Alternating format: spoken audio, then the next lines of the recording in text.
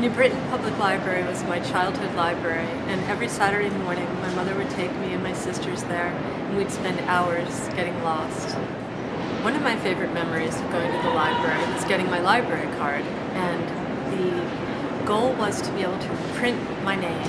And so as soon as I found out that that was the secret trick to being able to take out library books, I practiced and practiced, and finally Mrs. Virginia Smith stood at the desk and gave me the form, and I printed my name, and the last letter of Rice, the last E, dangled off the end of the line, but I got my library card anyway. When I go to the library, I bring anyone that I happen to be with. One comes to mind, my niece Mia.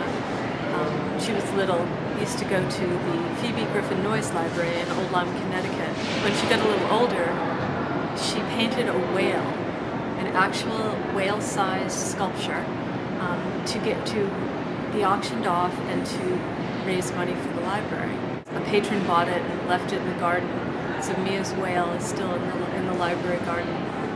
Amy Rillinger, who lives in Massachusetts on the Rhode Island border, is a librarian who, although I don't patronize her library often because I don't live there, we connect on the book level frequently, and she just recently did a program of poetry, teaching poetry, and not even teaching it, but introducing middle school students to the idea of loving poetry and expressing their own lives.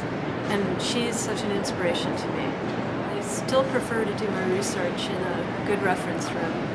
I, find a carol, if there are carols in the library, or sit at a reference table and just pour through the materials that are there. I find it so much deeper and more satisfying than just Googling something. And I feel as if my research done in libraries stays with me much longer.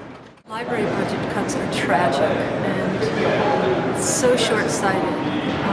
Reading is integral to human development and to the goodness and compassion and knowledge. And how better to find that than in the library. I've written a new novel, The Silver Boat, and it's about three sisters who have to face the fact that their mother has just died and they have to figure out what to do with their beloved family home. And I feel as if that's an issue that too many of us have faced, and I have in my